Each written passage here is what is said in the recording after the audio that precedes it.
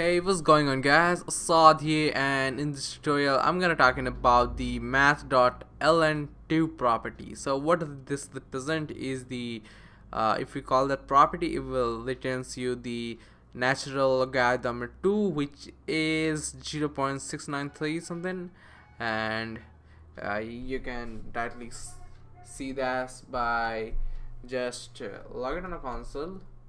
You math dot earlier I talked about the L 10, which returns you 2.6 something, and we just need to do is um L N 2, and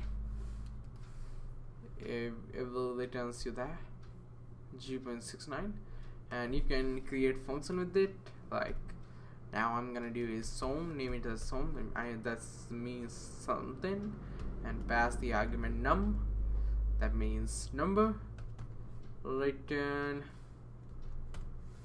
the math dot ln2.